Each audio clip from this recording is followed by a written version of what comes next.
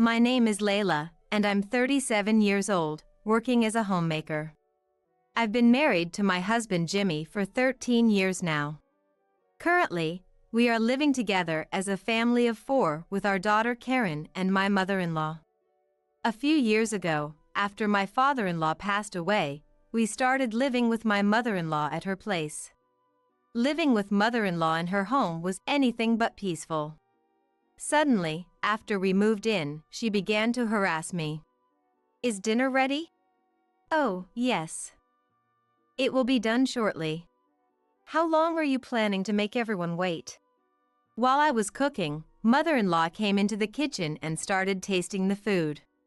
"Layla, this pot roast has no flavor. It's awful." "Oh, really?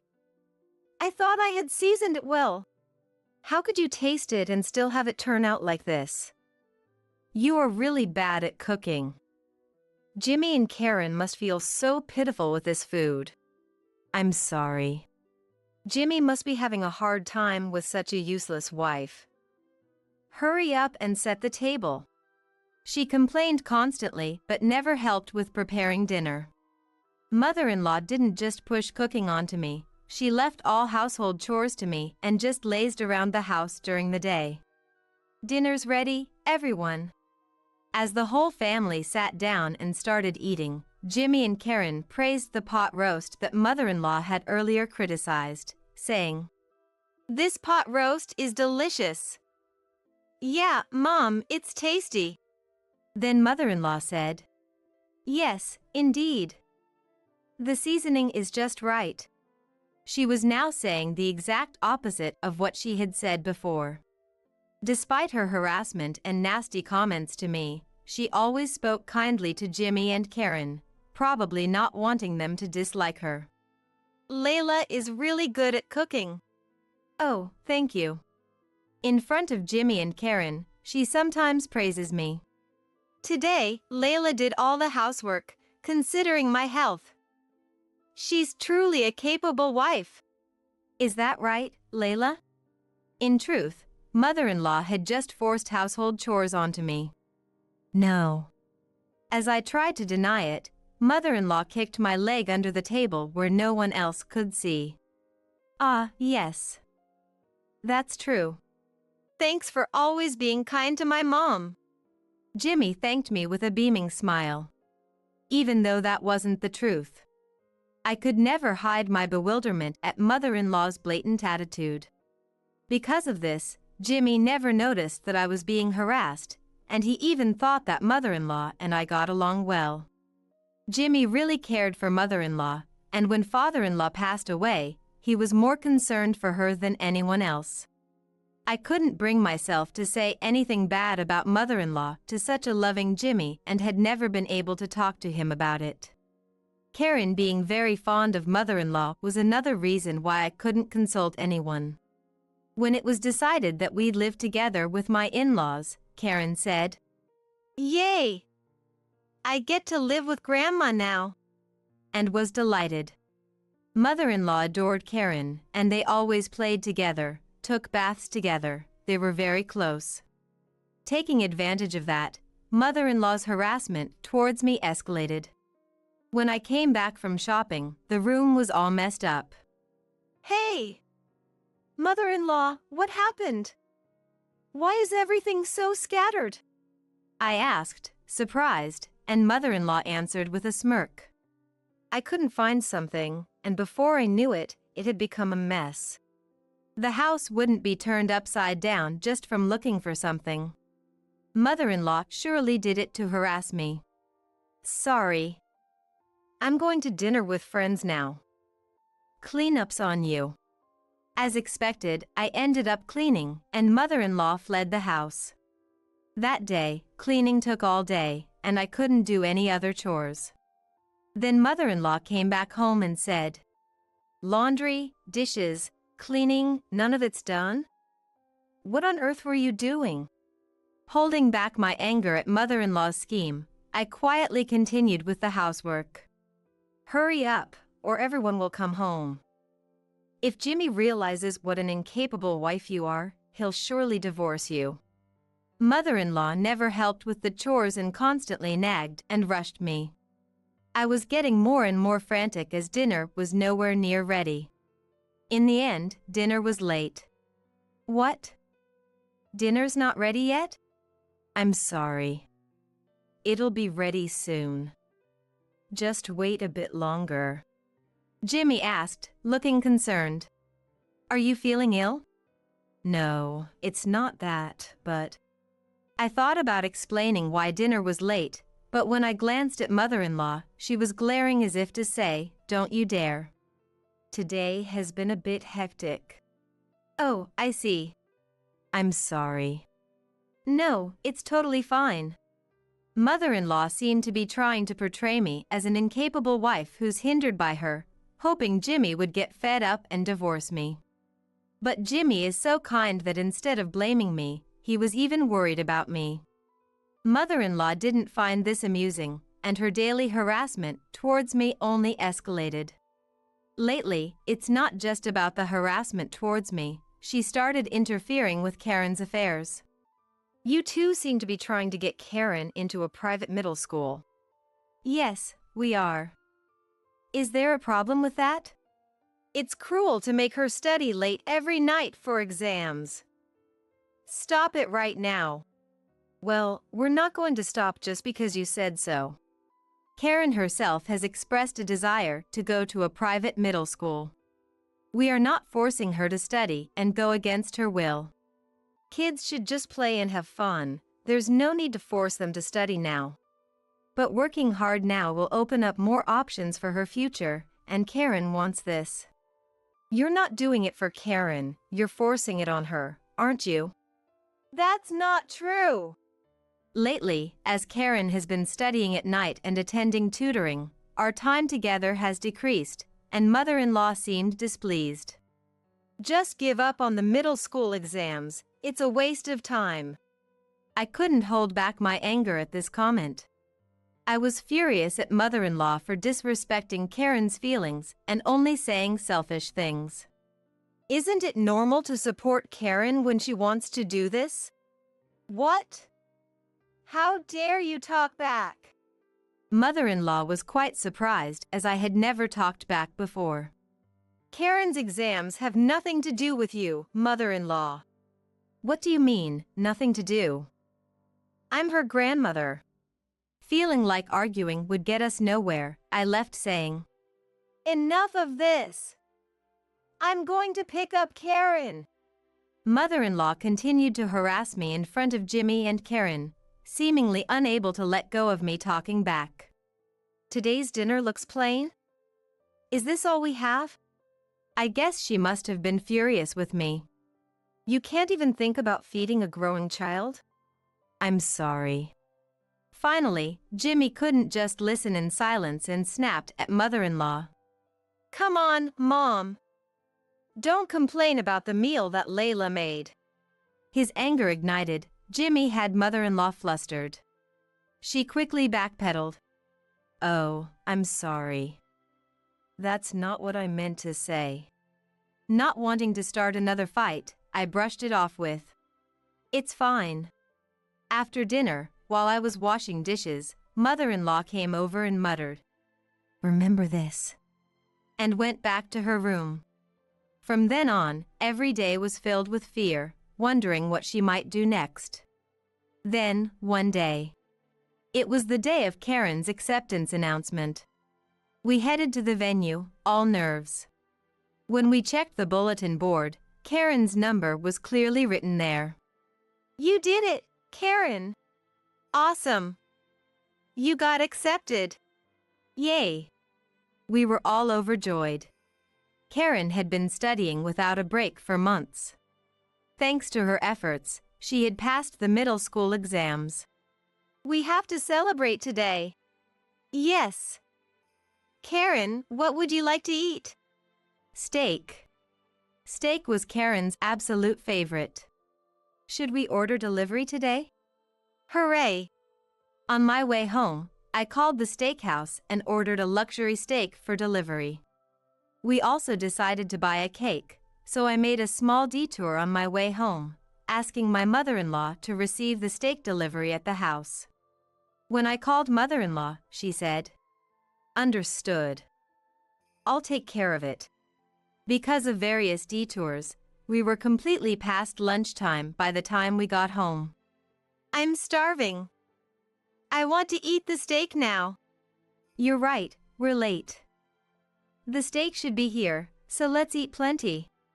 "Okay."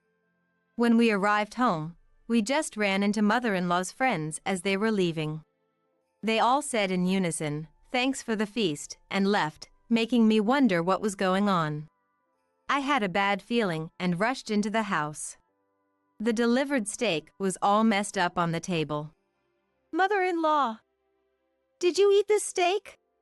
"Oh, if it's the delivery steak, I enjoyed it with my friends at a luncheon. You'll pay for it later." "What are you doing?"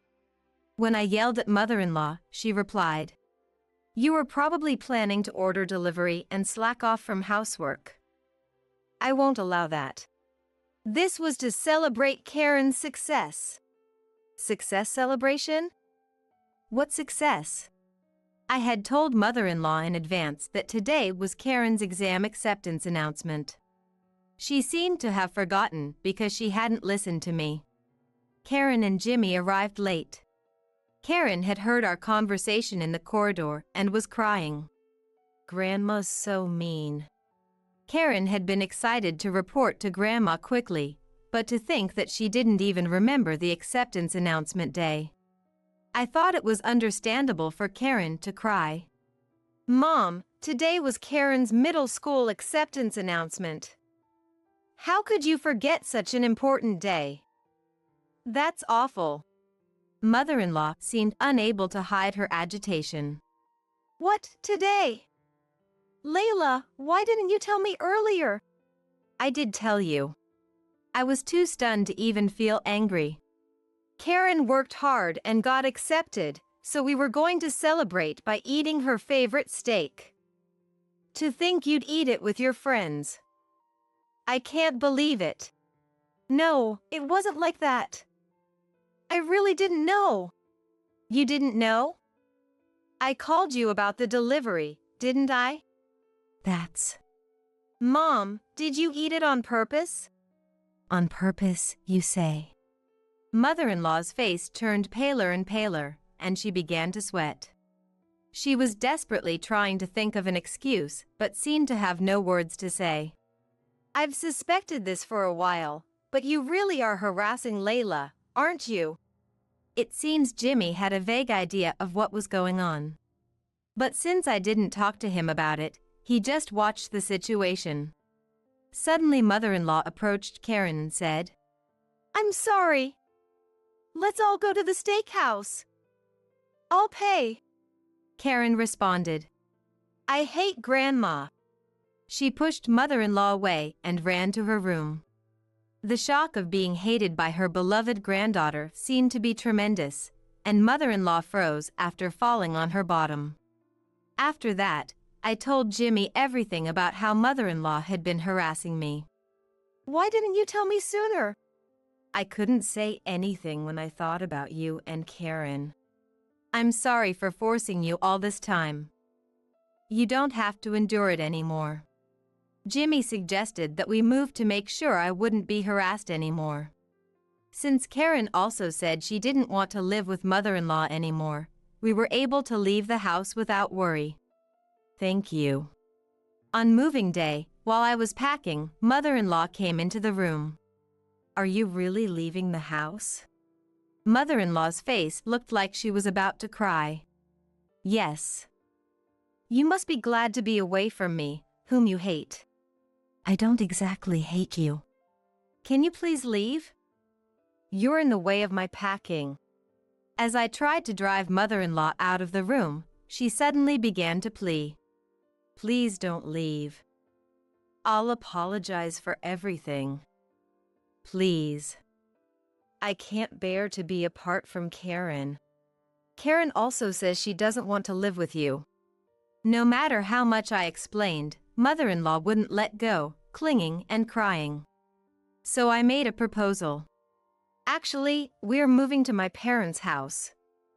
If you really can't bear to be apart from Karen, will you come with us? My father is very stern, with a scary face. I knew mother-in-law knew that, so I said it a bit maliciously, thinking she would never agree, but surprisingly. I understand. That's fine with me.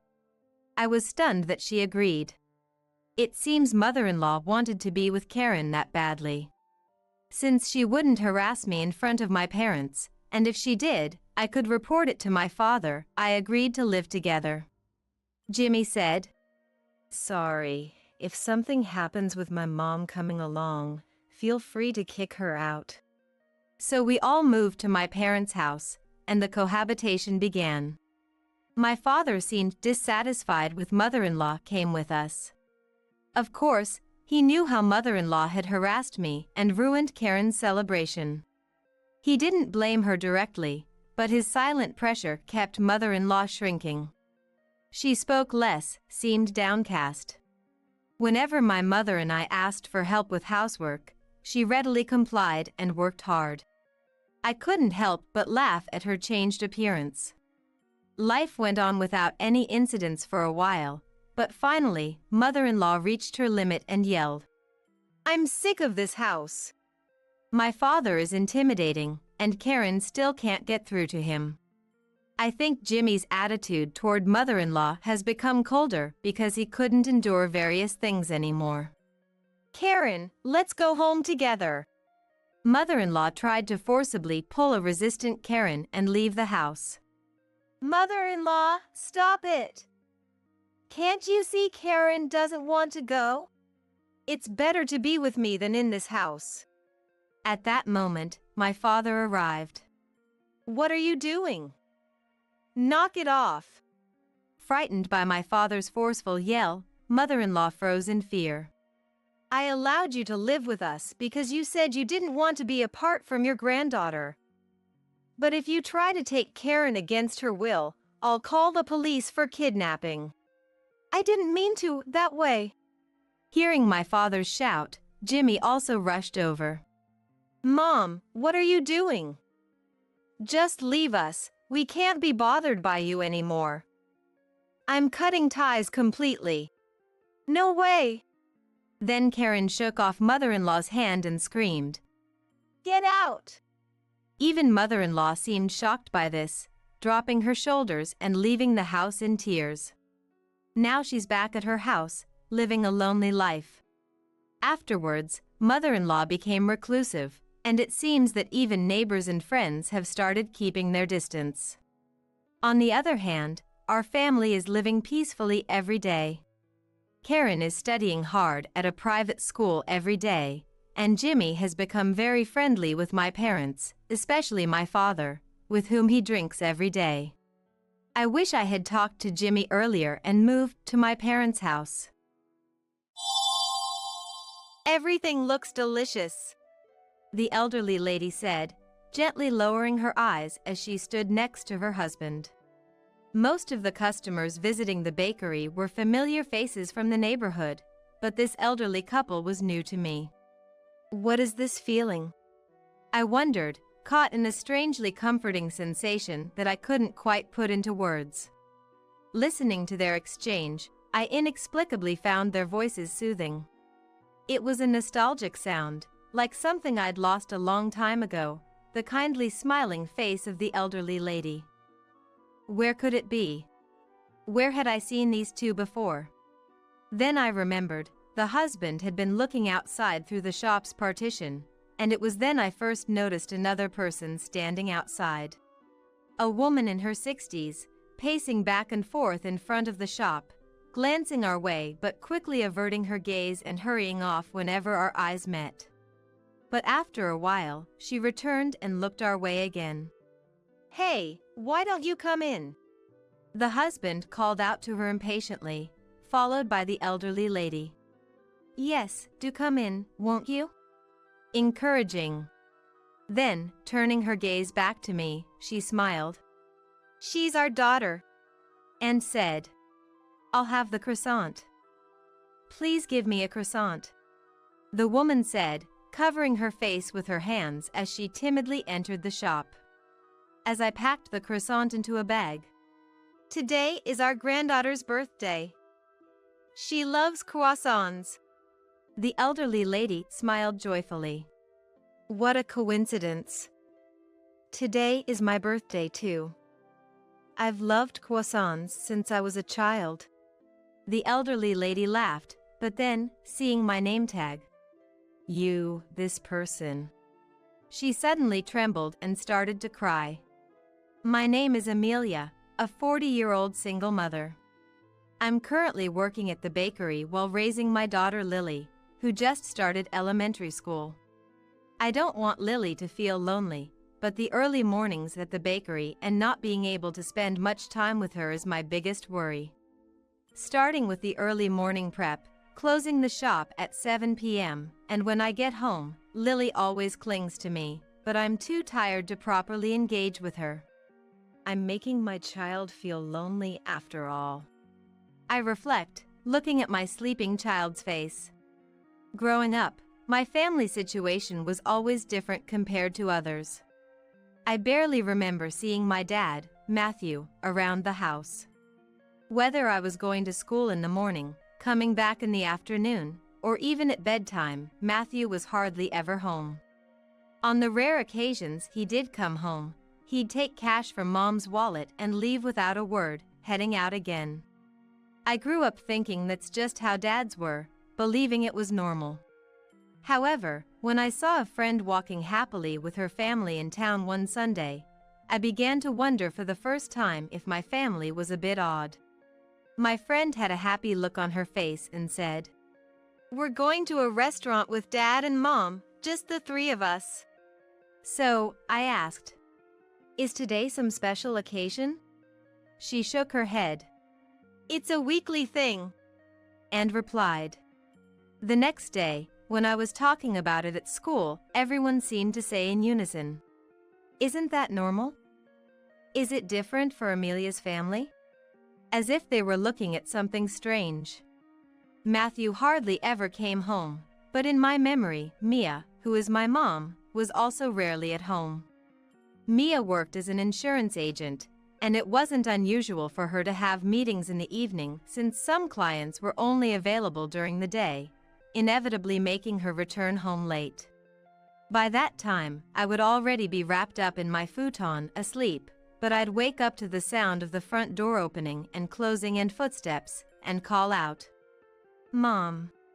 To which Mia would only say, "Still awake? Go back to sleep."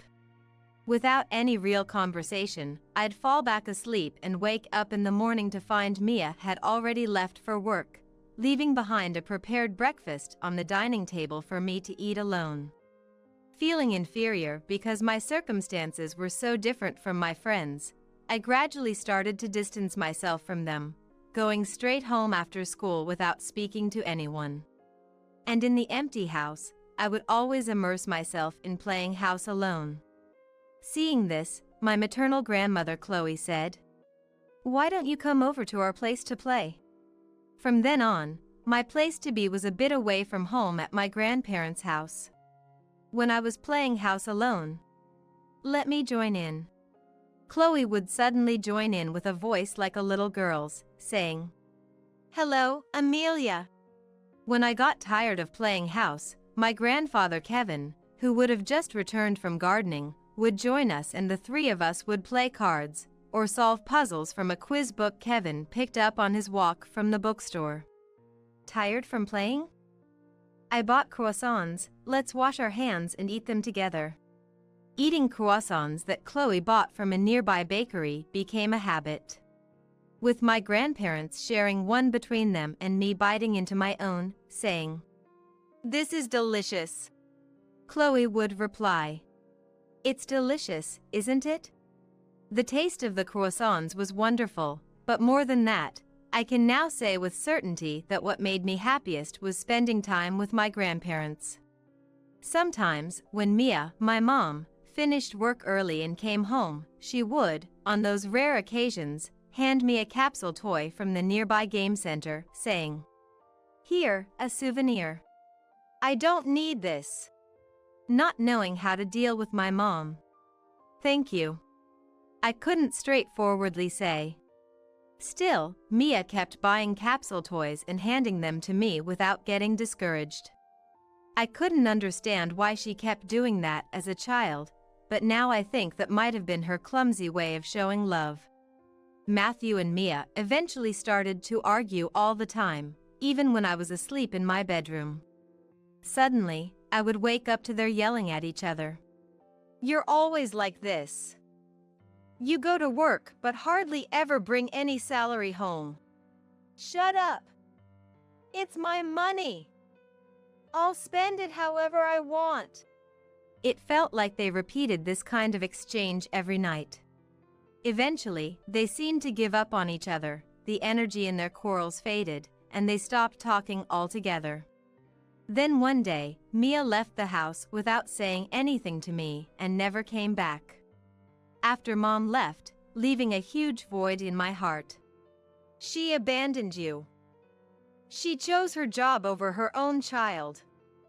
She's not fit to be a mom, my paternal grandmother Zoe said. Hearing Mia badmouthed every day as I was overwhelmed by an indescribable despair, I wished I could run away to my maternal grandparents' house to fill the void in my heart. In front of the house, there was a for sale sign, and at that time, not understanding what it meant, I trespassed into the house looking for my grandparents, but there was no sign of anyone. They must have gone out. I believed they would return soon and waited for hours, but my grandparents never came back. As the day turned to evening, filled with anxiety and fear, I cried out loudly. Grandma! Grandpa! And perhaps a neighbor called the police because a patrol officer came and the officer joked with me, but I stubbornly refused to move. You shouldn't enter places like this without permission. Don't play around here and come out. If you don't go home soon, you might even see a ghost. Really, what a troublesome child. Complaining as if bothered, Zoe's voice pulling me by the hand to take me home still sticks in my memory even years later. Matthew was often away from home, and even more so, began to leave for days at a time, increasing his outings. With the nuisance Mia gone, maybe Matthew felt freer to go out. When I became a middle schooler, Matthew, either lacking confidence in raising a child alone or never considering me in the first place, hesitantly placed me in a foster care without any hesitation. The child welfare officer repeatedly asked Matthew, "Are you sure about this?" To which Matthew grimaced as if annoyed. Yeah, and gestured dismissively, leaving the officer in disbelief. I had always been alone and did not seek Dad's love anymore, so being placed in foster care didn't make me feel sad or hard. In the facility, I could take care of myself without any trouble. In fact, there were many younger children, and to help reduce the burden on the busy staff, I cared for them as if they were my own siblings. Having Amelia here is a big help. Thank you, as always. I was thanked by the facility staff, but for me, having people to talk to and distract from loneliness might have been enough. Interacting with children who had various circumstances made me realize I wasn't special, and seeing the children rely on me made me want to try hard for someone else's sake.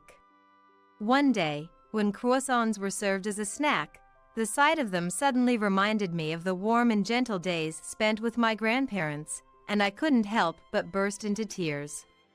Why are you crying, big sis? I wonder why. Maybe it's because I remembered the precious times from the past. This is delicious. I've never eaten such a tasty bread before. Seeing the children stuff their mouths full of croissant and show their bright smiles, I started to dream of working in a bakery someday.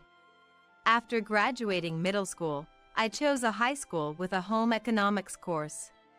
I was confident in cooking, but the school offered lessons from the basics of baking, making it an ideal environment for someone aspiring to be a baker. Upon graduating high school and leaving the facility, I immediately landed a job at the bakery I had always dreamed of, and at the same time found an apartment that was a bit small but just right for living alone. The bakery was a small shop run by a couple who were both bright and kind, treating me like their real child. The concept of this story is, we want to deliver delicious food to families. We want to see happy faces of families. Treat every customer as if they're precious family. When I started working, the owner instructed me with those words. Hearing the word family, I didn't quite understand what it meant at first, but I thought of the faces of the children at the facility. No matter how early the mornings were, remembering their happy faces made all the hardships vanish in an instant, and I mysteriously didn't feel the pain during preparation work. When a customer with children said, "The bread here is delicious," my face would unconsciously smile. "You have a nice smile." And the owner would praise me. One day, as I admired a mother and child buying croissants to take home, the owner gently asked, "Amelia, I've always wondered, do croissants hold a special meaning for you?"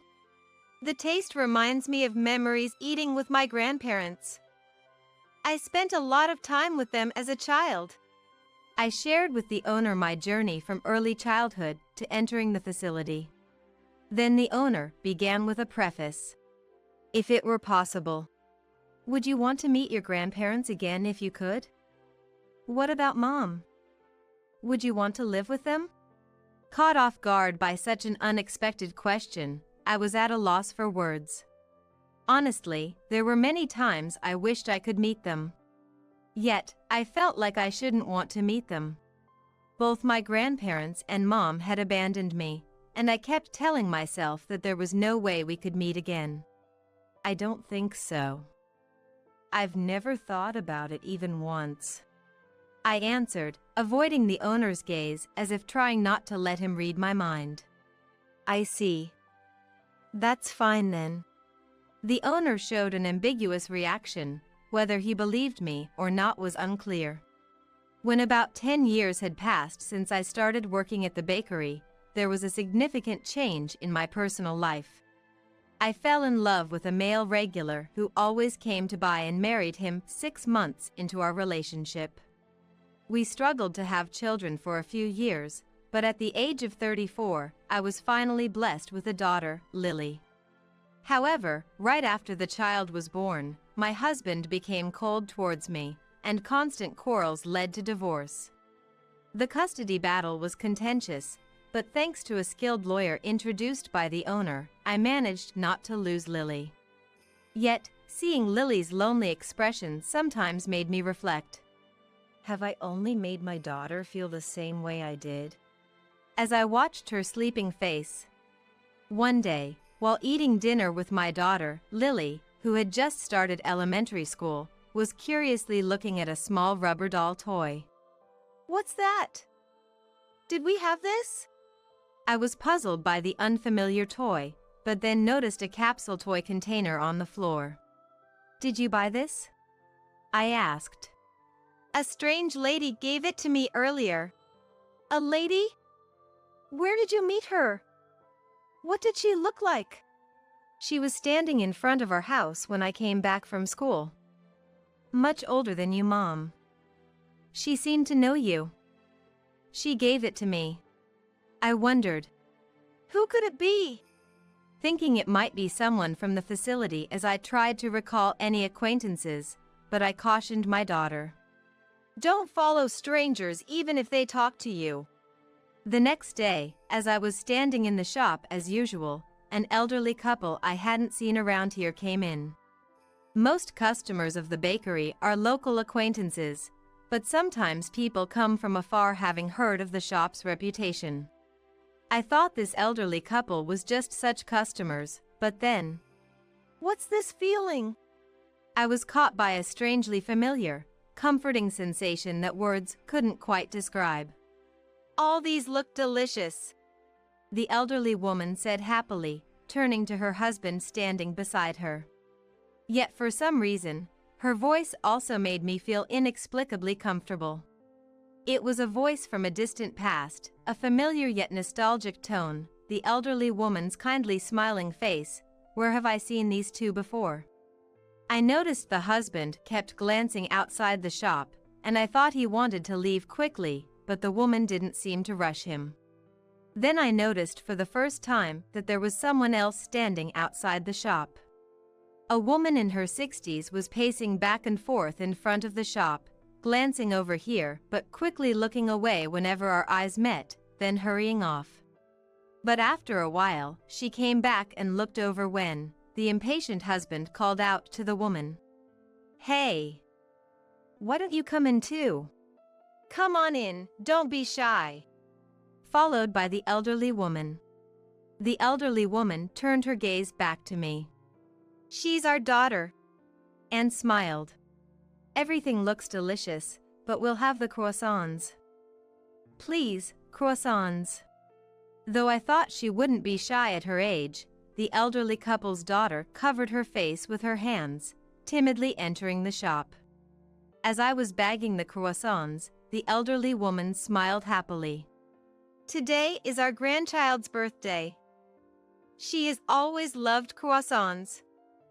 Thinking of meeting her again makes me so happy." She expressed her joy. "Really? What a coincidence. Today is my birthday too. I've loved croissants since I was a child." The elderly woman laughed. "Is that so?" But after seeing my nameplate, this person, she suddenly trembled. Confused, I asked, "Are you okay?" Instead of answering, the elderly woman murmured, "I'm glad to see you're well. To think this day would come. I'm glad I lived to see it." Amelia, right? "It's me, do you recognize? Don't you remember?" Saying that, the elderly woman suddenly began to cry. Every time I encountered the elderly woman's kind face and her gentle voice, I felt an unbearable tightness in my chest.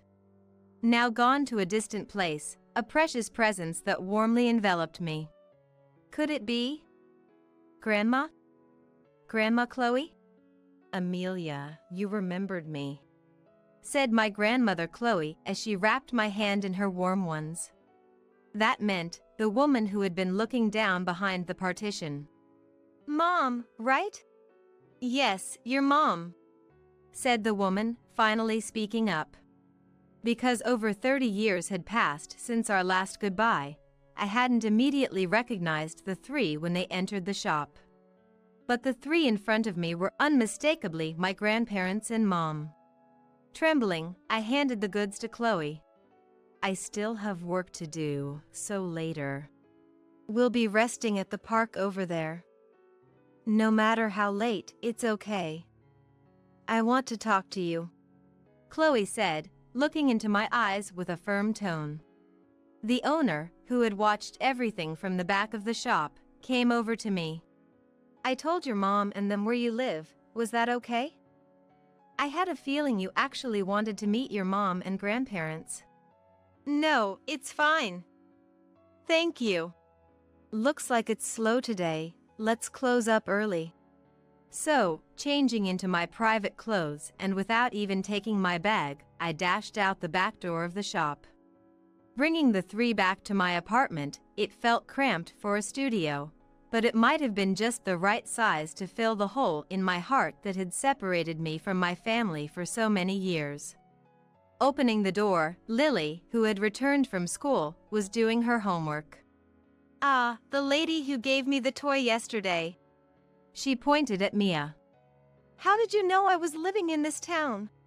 Mia repeatedly apologized to me. "Sorry." Explaining how she ended up here after the divorce.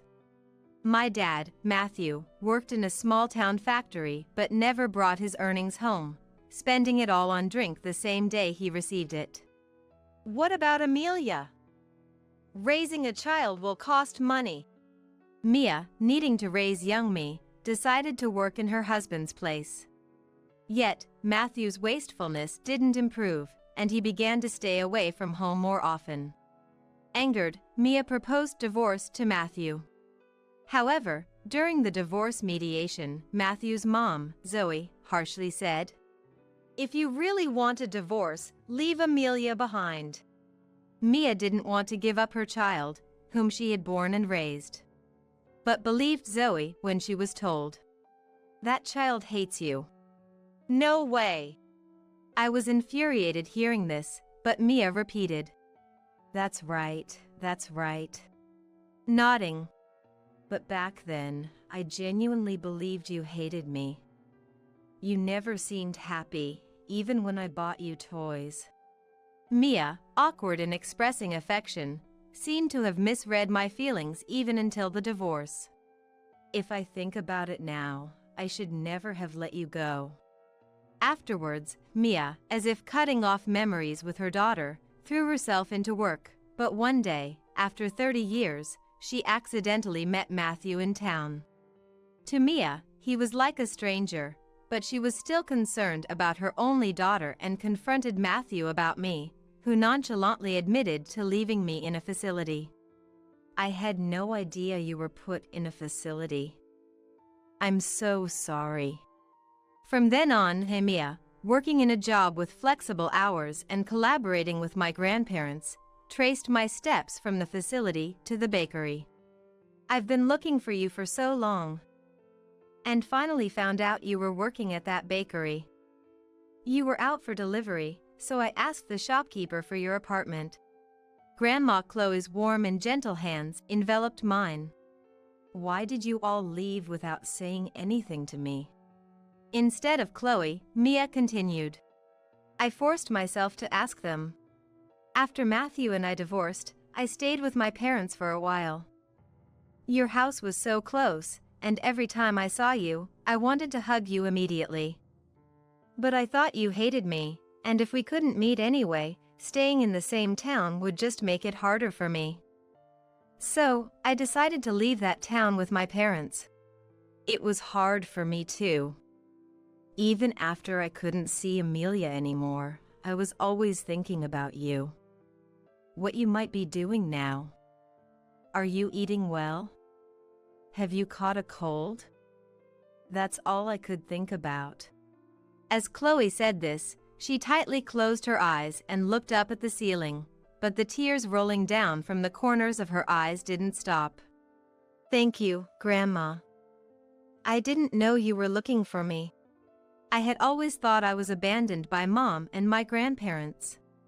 But learning they had taken the time to find me, I felt like a dam holding back years of emotion had suddenly burst, and I couldn't stop crying. Let's live together again, okay? Shall we?" Mia caressed my shoulder and said, but I couldn't simply say yes. Mia hadn't abandoned me by choice. It was a series of events that led to an unfortunate decision. Even though I understood that intellectually, my feelings couldn't readily accept her suggestion to live together again. Dispelling the doubts I had held about Mom in just one day was too short a time. "Give me some time to think." "Of course. We're staying at a hotel for now, so please contact us whenever you feel like it." Saying that, Mia left a note with her contact information and left with my grandparents. Lily, not fully aware of the situation, asked anxiously, "Are you okay, Mom?" Trying not to worry her, I forced a change in my mood. "Are you hungry? What do you want for dinner?" "I want quiche. I love the quiche you make, Mom." Lily smiled widely and hugged my waist. "I would never let go of this child." And hugged my waist. As I poured the beaten eggs into the frying pan, I remembered a morning from my elementary school days.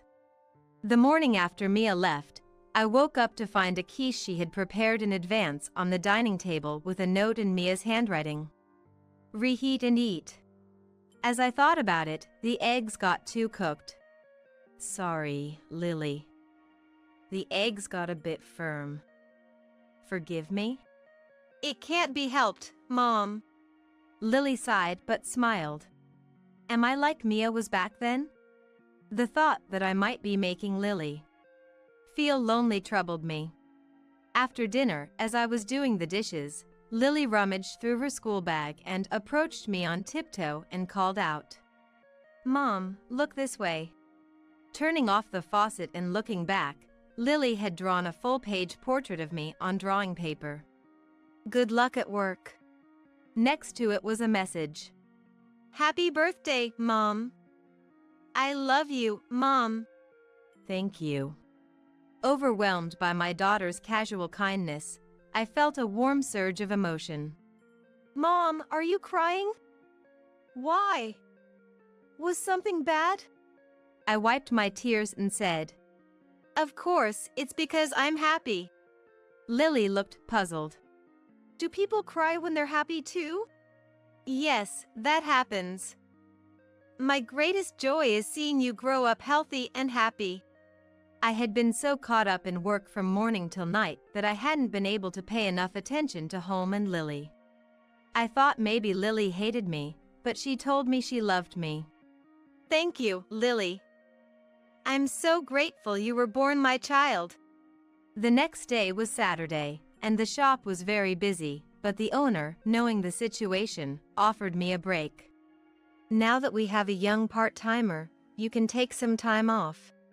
So, I decided to take Lily out to town. As we entered the restaurant, holding Lily's hand, Mia and my grandparents were already waiting inside. "Thank you for coming today. I was a bit worried you might not." Kevin, who is usually quiet, couldn't hide his relief. Lily, a bit tense seeing the three in front of her. "Hello," greeted them. "Well done. You're Lily, right? How old are you?" "I'm 6 years old." "So, 6 years old.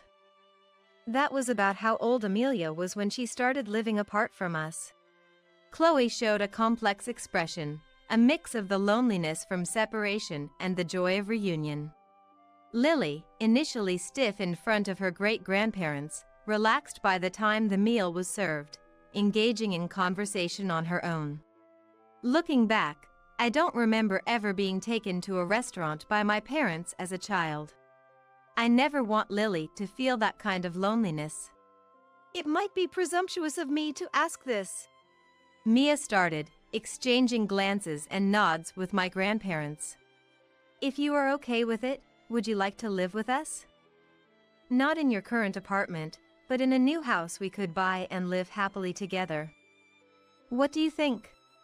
"If Lily is okay with it," I found myself saying before I could think it through. Patting Lily's head. "What do you think? Would you like to live with these grandparents?" "Yeah, that would be nice." Mia covered her face with a handkerchief, her shoulders shaking. On the other hand, my dad, Matthew, even though retired now, still spends too much time and money on leisure, estranged even from his own parents, I heard through the grapevine. Rumor has it there was a woman taking care of him, but she quickly grew tired of him and left, and now he's living modestly in a small apartment, cutting into his retirement fund. To us, a family that's completely cut ties, Matthew's later years are of no concern anymore. Truthfully, I'm not sure how much I can forgive and trust the mom who abandoned me, nor am I sure if we can function well as a family in the future, carrying with me a sense of insecurity. Filling a heart that has once widened isn't easy. But maybe it's okay to take it slow? If we can gradually mend our relationship. And if a day comes when I can sincerely feel grateful to be with my family. Not to return to the past, but to create new moments together.